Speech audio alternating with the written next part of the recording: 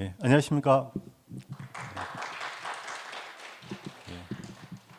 오랜만에 뵙겠습니다. 오늘 이승목 형제가 회식이 있어가지고 저한테 사회를 대신 부탁했습니다. 오늘 사회를 맡게 된 태우필이라고 합니다.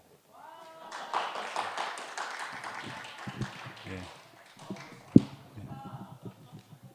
오늘 잘 한번 짧게 한번 진행해 보도록 하겠습니다. 제가 할 수 있는 게 시간에 맞추는 게 제 특기이기 때문에 오늘도 시간에 맞출 수 있도록 최선을 다하도록 하겠습니다.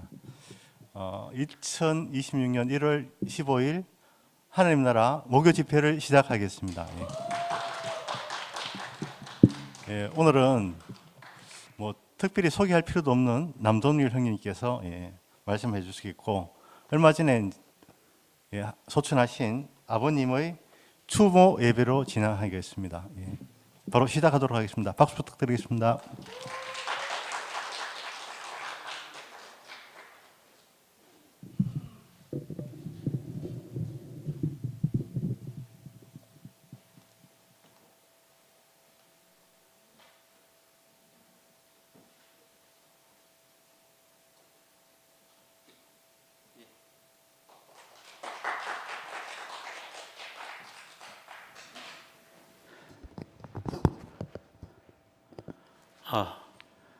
먼저 감사 인사를 드리겠습니다.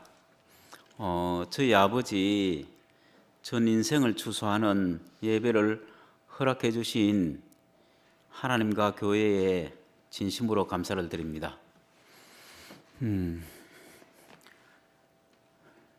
그럼 지금부터 고남 셋자 순자 아버지 추모 예배를 시작하겠습니다. 먼저 저희 아버지의 인생에 가장 엑기스가 된 그 성경 구절 두 구절을 읽어 드리겠습니다. 여호와께서 아브라함에게 이르시되 너는 너의 본토 친척 아비 집을 떠나 내가 내게 보여줄 땅으로 가라. 창세기 12장 1절입니다. 그 다음에 한 구절 더 읽겠습니다. 너희는 먼저 그의 나라와 그의 의를 구하라. 그리하면 이 모든 것을 너희에게 더하시리라.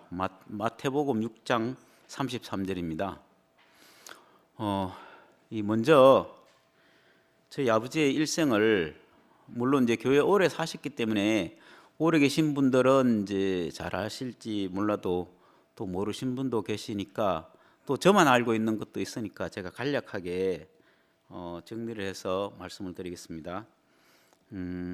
아버지는 1936년 일제시대 때 1월 20일 음력 1월 20일에 태어나셨고요. 5남매의 둘째로 태어나셨어요. 그런데 6.25 때 그 형님인 아버지 형님이 학도 의용군으로 가서 행방불명이 되는 바람에 아버지는 어린 나이에 이게 맞이가 됐어요. 그리고 또 할아버지가 아버지 17살 때 돌아가셨거든요. 할아버지 돌아가시기 전에 일본에 가서 이제 형제들끼리 돈을 잘 모아가지고 와서 그 돈으로 뭘 사야 되는데, 할아버지가 이제 그걸 갖고 계시던 돈을 큰 형님인 큰 집의 형님한테 회갑잔치하는 돈을 빌려주시고 난 뒤에 그거를 받지 못한 상태로 큰아버지가 돌아가셨어요. 아버지 큰아버지가. 그러니까 이제 안 그래도 우리 아버지 할아버지 그 재산이 돈 두 마지기밖에 없는데 이 모아놓은 돈을 다 이제 없애게 됐는데, 그때 그 큰아버지도 돌아가시고 또 우리 그 할아버지도 아버지 17살 때 돌아가셨어요. 이 그러니까 돈도 없죠. 또 아버지 어린 나이에 이제 가장이 됐어요. 그리고 엄마하고 동생 셋을 이제 데리고 같이 살았는데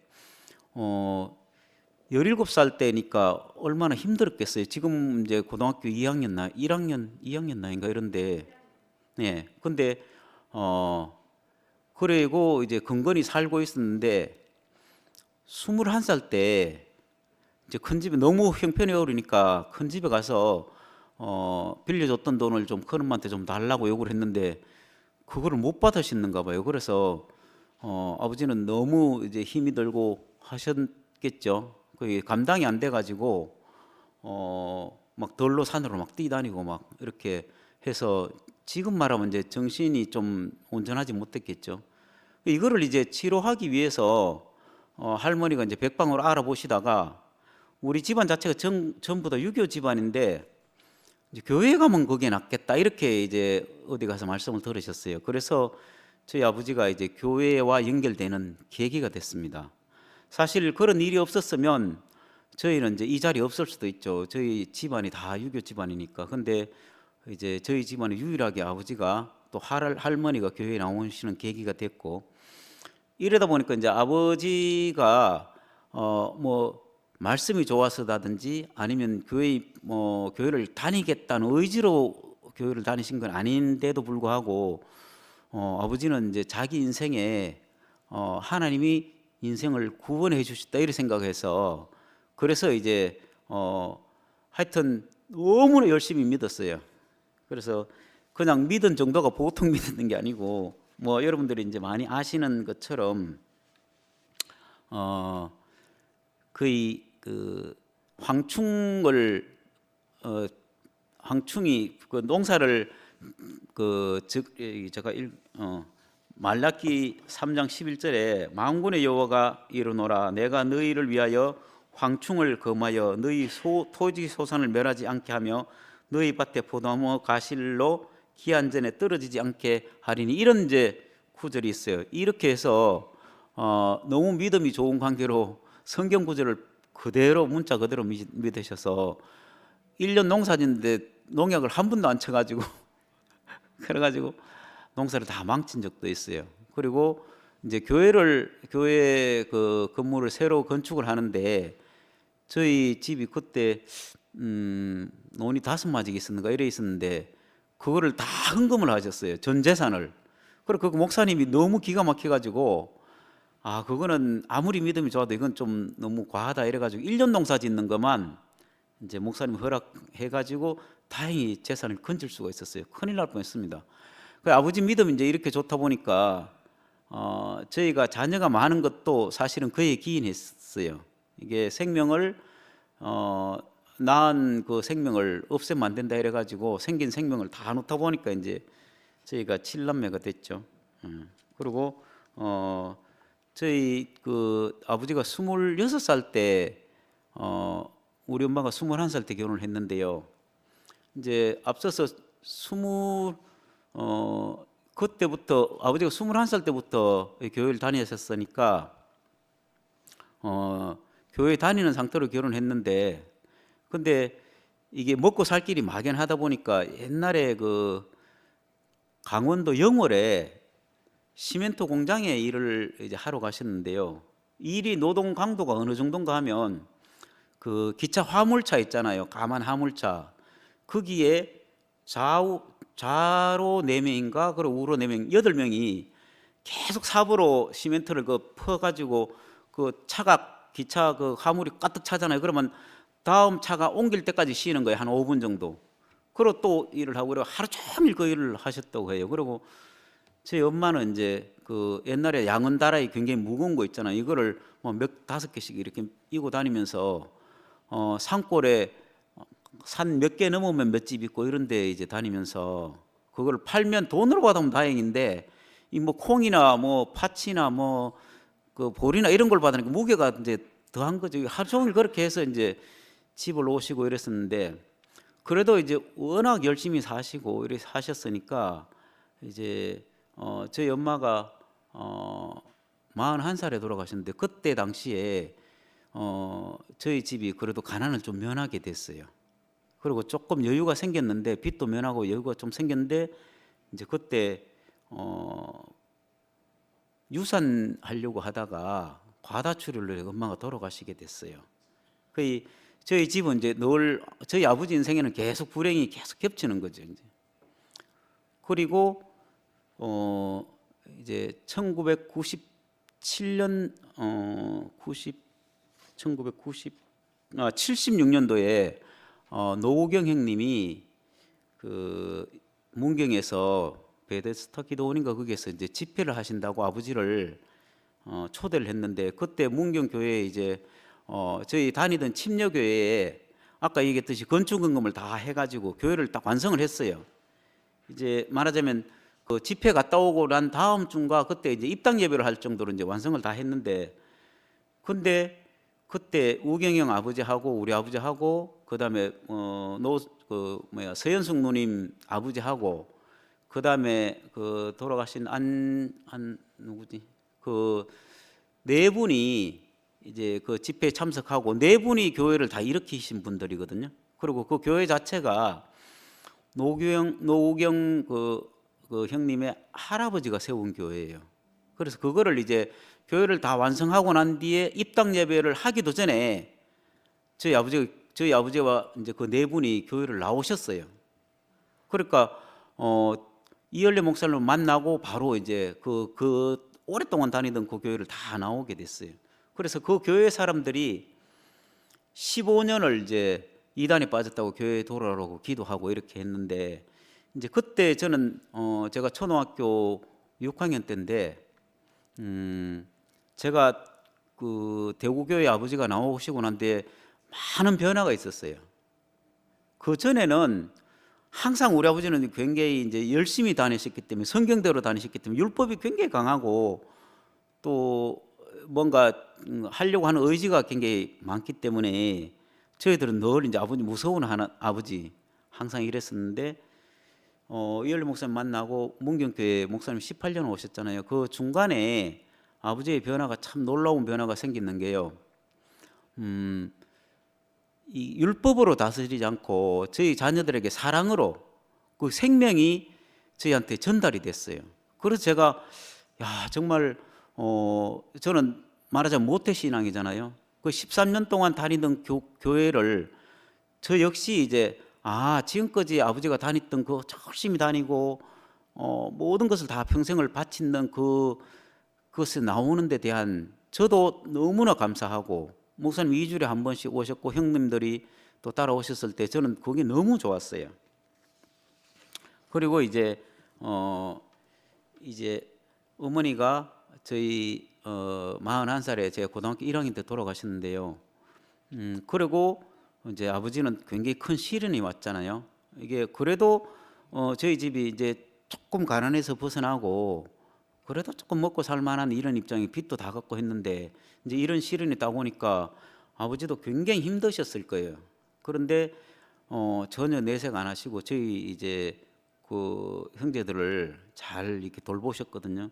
그리고 할머니가 계셨는데 이제 할머니와 아버지가 저희 그 자녀들을 잘 돌보셨는데, 목사님이 이렇게 살아서는 가난을 면치 못하고 또 엄마가 돌아가셨기 때문에 자녀들이 굳이 이게 농사 짓는 데 이런 시골에 있을 필요가 없고 도시에 나와서 막 노동을 하더라도 그게 낫다 이래가지고 이제 저하고 여기 있는 이제 기백이나 동생들을 대구로 다 전학을 시켰어요. 그래서 그때 이제 교회 은혜를 많이 입었죠. 그리고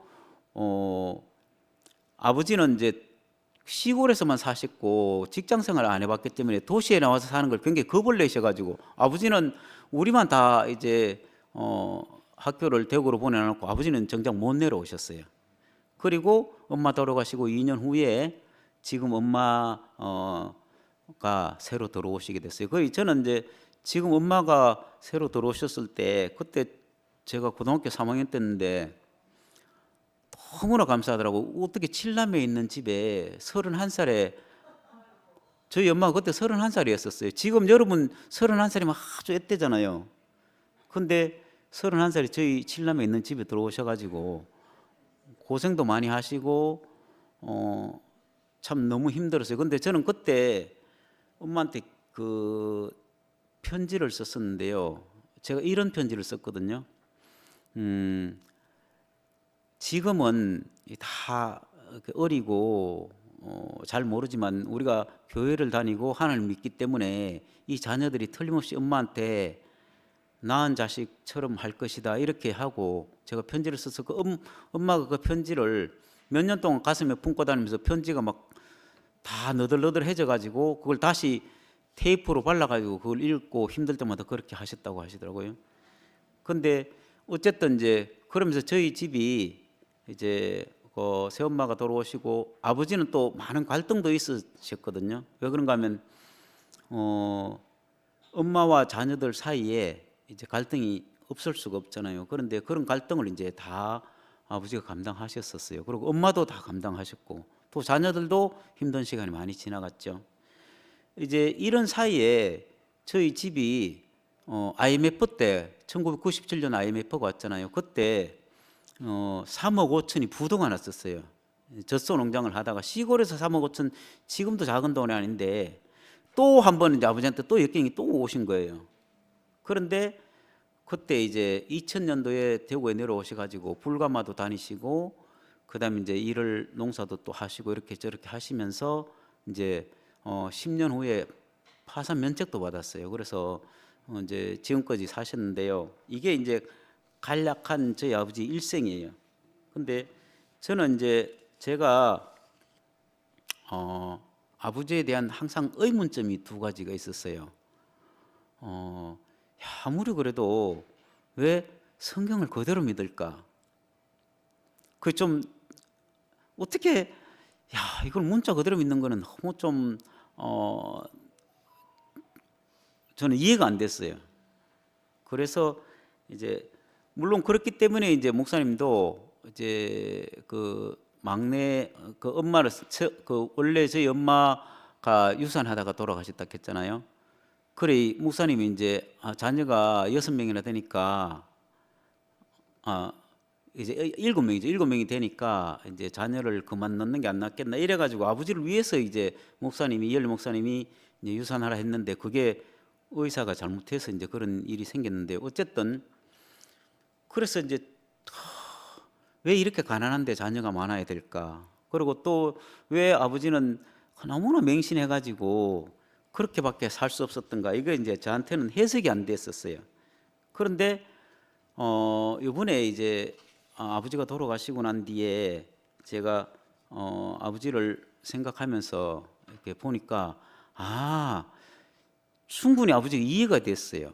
왜 그런가 하면 아버지는 하나님이 자기를 구원해 주신 하나님이에요. 자기 인생을 살려 주시는 생명의 관계로 되어 있기 때문에 그 하나님에 대한 절대적인 신뢰가 있는 거예요. 그게 이제 첫 번째고, 그 다음에 이제 그때 시대에는 그 아버지가 굉장히 가난하고, 그 다음에 시대 자체가 그때는 좀 아버지는 초등학교밖에 안 나오셨고, 그 다음에 이제 열심히 살아도 이게 한계가 있잖아요. 그러니까 하나님만 의지할 수밖에 없는 그런 형편이 있었기 때문에 제가 아버지이기 때문에 가능했겠다.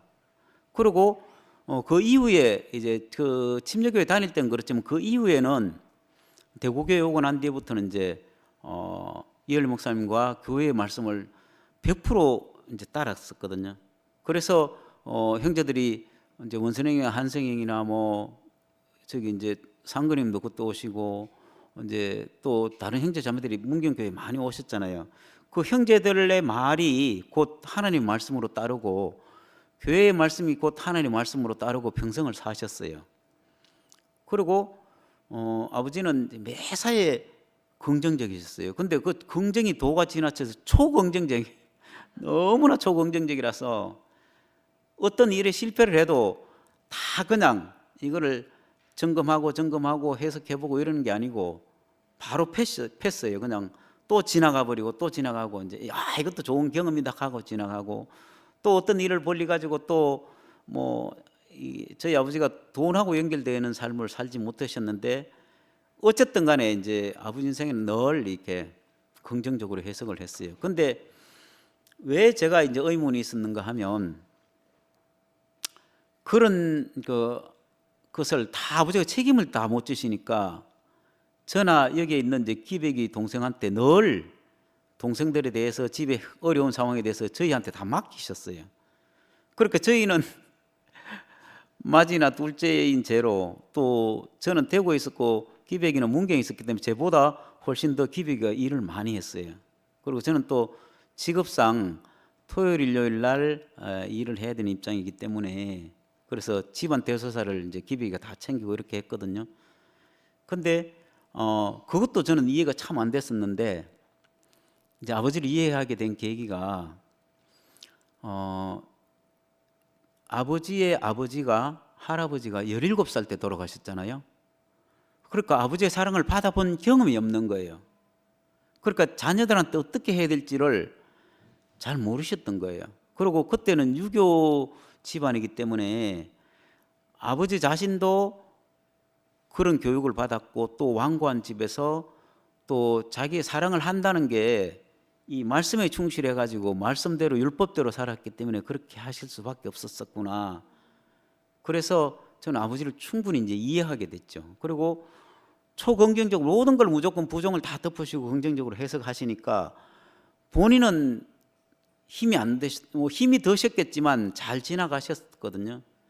근데 그걸로 인해서 아버지 인생을 이렇게 추수하다 보니까 한 가지 분명한 게 이렇게 남았는 게 아버지는 한 사람도 원수된 사람이 단 한 사람도 없어요. 그리고 늘 교회를 증거하고 만나는 사람마다 목사님과 교회를 증거하고 또 늘 이렇게 연합하는 데 초점이 가 있었어요. 내가 옳다, 누가 적진다 이런 게 전혀 없었고 늘 이제 사람들에게 이제 자기 목사님한테 또 교회에 받은 그 은혜를 나눠주려고 하는, 그리고 항상 분쟁이 있는 그 자리에서 늘 이렇게 생명을 연결하고 연합하는 그 자리에 늘 서 있었어요. 그래서 저는 다른 건 다 몰라도 그게 참 너무 좋아 보였어요. 아버지의 어떤 부정적인 어떤 부분보다 그 긍정적인 부분이 참 저한테는 굉장히 좋아 보였었어요. 그리고 저희 아버지 별명이, 시골에서 별명이 1인 5역이에요. 5명의 몫을 일을 하셨거든요. 저도 제가 처음에 시골에 갔을 때 2사람의 몫을 일을 했거든요. 근데 저희 아버지한테는 이제 너무 성실하고 이제 그 이마에 붙어 있는 게 성실의 대명사, 또 열심히 일하시는 분, 이렇게 이제 이름표가 붙어 있는데, 근데 이게 이제 일하는 것도 그렇지만 교회에서도 똑같이 이렇게 적용이 돼가지고 오로지 이제 하나님과 교회밖에 섬기는 그게, 그리고 세상 친구들과 어울리지 않고 늘 이렇게 그렇게 사셨어요. 근데 이제 그렇게 사시는 모습이 저는 부정적인 거는 제 가슴 속에 묻고 긍정적인 거는 최대한 저도 아버지를 닮아 가려고 했는 것 같아요. 제가 처음에는 그런 게 싫어가지고 그렇게 안 하려고 살았는데 돌아와서 제가 나이가 50이 넘어서 보니까요, 아버지하고 똑같이 제가 살고 있더라고요. 저는 깜짝 놀랐거든요. 그리고 이게 너무 일을 너무 많이 하신다 여기에서도 저는 되게 부담이 됐는데 제가 똑같이 살고 있더라고요. 그래서 이거는 피는 못 속인다 이런 생각이 들고, 동생들도 다 그렇게 살고 있거든요. 또 한 가지 이제 깜짝 놀란 거는 아버지가 늘 긍정적으로 사셨기 때문에 요양원에 이제 2021년도에 들어가셨는데요. 휴마나 요양원에 이제 그 봉순이 누나가 이렇게 아버지를 너무 케어를 잘해 주셨어요. 그리고 아버지는 늘 긍정적으로 사시는 그 바탕으로 치매가 걸려서 요양원에 가셨음에도 불구하고 사람들하고 관계가 되게 좋게 지냈어요. 희한해요. 그리고 불만 불평이 없었어요. 물론 한 가지는 이제 식탐이 많아가지고 다른 사람 먹는 거 뭐 뺏어 먹고 이런 건 있었다고 그러더라고요. 그 외에는 부정적인 게 하나도 없었어요. 그래서 참 너무 감사한 게, 보통 제일 처음에 여행을 가시고 난 뒤에 딱 한 번 저한테 가시더라고요. 집에 가고 싶다 이런 말을 딱 한 번 들었거든요. 그 뒤로는 아버지가 어떠세요? 하면 좋다, 이렇게 잘해준다, 늘 이제 긍정적으로 그래서 제가 우리가 정신이 있을 때 긍정적으로 또 하나님을 위하고 사는 것이 치매가 걸려도 내 정신이 본 정신이 아니더라도 그게 그대로 사는구나, 이렇게 하는 걸 보고 깜짝 놀랐어요. 저희 이번에 이제 장례식 조문 왔을 때 저희 친척 중에 한 분이 들어와서 나갈 때까지 부정만 계속 얘기하는 분이 계셨어요. 저희 육촌 형인데 이분은 옛날부터 그랬거든요. 근데 내가 보기에 이 형님은 나중에 치매가 걸려도 그럴 것 같아요. 그래서 제가 큰 소득을 얻었는 게, 아버지가 평생 사셨던 그 마음이 정신이 없어져도 그 마음을 그대로 사시는군요. 이게 저한테 큰 교훈이 됐어요. 제가 어떻게 살아야 돼야 될지를 큰 지침을 주고 가신 것 같아요. 그래서 우리가 평상시에 하나님을 경외하고 또 교회를 형제 자매들과 잘 어울려 살고 이런 것들이 나중에 우리 인생에서 그게 모든 것이 주소하는 시간에 반드시 그 자리에 있게 되겠구나 이런 생각을 하게 됐어요. 아버지는 이제 저한테는 이제 어릴 때는 큰 산이셨어요. 뭐든지 잘하고 저희 아버지 키가 작은데도 80kg가 나갔어요. 젊었을 때. 엄청났죠. 근데 살이 안 쪄 보였어요. 그리고 이렇게 하면 이게 팔을 다 오므리질 못했어요. 근육이 많아가지고 그 정도로 우리 아버지 키에 80kg면 엄청나잖아요. 근데 누가 봐도 살쪘는 게 아니고 근육으로 똘똘 뭉쳤거든요. 이 80kg 가마를 그냥 이렇게 들어서 차에 이제 올릴 정도로 힘이 좋으셨어요. 그리고 여러분 뭐 간증 들어서 아시겠지만 힘이 너무 넘쳐가지고 쩌랑쩌랑 올렸죠. 마이크가 필요 없을 정도로. 저는 우리 아버지 목소리 한 반밖에 안 되는데요. 이제 그렇게 힘이 좋으셨음에도 불구하고 이 교회 앞에서는 항상 이제 어린 양으로 그리고 늘 형제들을 섬기는 그 마음으로 늘 사셨거든요. 그래서 저한테는 아버지는 어릴 때는 큰 산이셨어요. 근데 제가 성장하면서 조금 크고 보니까 아버지는 저한테 짐덩어리였었어요. 늘 어려운 일을 저한테 맡기고 또 기백이한테 맡기고 이렇게 늘 동생들을 보살펴야 되고 이런 굉장히 큰 짐이었었어요. 근데 그 세월이 제가 40 됐을 때 이제 아버지가 그때 70을 바로 올 나이였었거든요. 아버지가 68이었었는데 그때 제가 보니까 이제는 아버지한테 맡기면 안 되겠구나 이런 생각이 들어서 제가 설 때 동생들 다 모였을 때 이제 내가 집안을 책임질 테니까 모든 일을 내한테 얘기해라 이렇게 해가지고 이제 그 이후부터는 제가 마음이 홀가분했어요. 그전엔 내가 마음이 참 부담이 됐는데 그러고부터는 이제 그 부동안하고 이런 어려운 그 모든 거를 이제 저하고 동생이 이제 늘 책임지고 살았죠. 근데 이상하게 희한하게 그런 것들이 전혀 저한테 부담이 안 됐어요. 왜 그런가 하면 그 아버지가 했던 그 마음을 가지고 제가 살고 보니까 이게 저한테 짐이라든지 제가 무게감이 전혀 안 들었어요. 그렇게 이제 10몇 년을 지나서 이제 그 모든 것이 수습이 되고 다 정상으로 이제 집이 정상으로 돌아왔잖아요. 그래서 그 이후에는 이제 모든 원망이 다 사라지고 또 우리 집안에 이제 많은 어떤 불량한 것들이 다 있었잖아요. 근데 그런 것들이 다 사라지고 나니까 오로지 이제 하나님이 우리한테 하시는 일만 다 기억이 나는 거예요. 그게 너무 신기하잖아요. 그리고 교회에 대한 감사, 형제 자매들에 대한 감사, 그거 외에는 제 기억 속에 남는 게 다 사라지고 없었어요. 그래서 그 전에 짐이었던 것이 오히려 이제 다 복으로 바뀐 것이죠, 이제. 그리고 이제 지금 아버지를 주소하는 마당에서 이제 아버지는 제 근원이잖아요. 저를 세상에 나게 하고 저를 이렇게 교회 안으로 이끌어준 근원이에요. 그리고 하나님께 인도해 주신 분이잖아요. 이것으로 제 인생은 다 감사밖에 남는 게 없어요. 제가 이제 생각해 보니까 여기 앉아 있는 어떤 사람 아니면 세상에 어디 나가도 어떤 사람도 긍정만 있는 사람은 단 한 사람도 없잖아요. 다 긍정과 부정이 섞여 있는데 근데 우리가 어떤 거를 가지고 주소할 건지는 내한테 달려 있는 거예요. 그래서 아까 잠깐 얘기했듯이 부정을 계속 얘기하는 사람은 처음부터 끝까지 부정밖에 얘기를 안 하더라고. 근데 그분 속에도 분명히 그 형님 속에도 긍정이 있단 말이에요. 제가 봐서는 긍정이 있어요. 근데 긍정은 얘기를 안 하고 부정만 계속 얘기를 하더라고요. 그래서 참 안타깝더라고요. 근데 제 아버지는 이제 늘 긍정을 저한테 심어 주셨기 때문에 제 시각이 바뀐 것이죠. 이에 대해서 이제 아버지에 대해서 깊은 감사가 있고요. 그리고 이제 아버지한테는 교회밖에 없었기 때문에 참 다행스러운 거는 제 아버지가 21년도에 요양원에 가셨단 말이에요. 그래서 교회가 갈라지는 걸 못 보셨어요. 그리고 이미 그때 치매 걸렸고 저도 잘 못 알아봤어요. 뭐 10번 가면 한번 알아볼까 말까 그때 당시에 그랬는데 나중에는 아예 못 알아보셨죠. 그런데도 불구하고 이제 교회에 이런 상황이 있음에도 불구하고 아버지는 이제 감사함은 넘치니까 야, 하나님은 우리 아버지를 보호하셨구나 이런 생각도 들어요.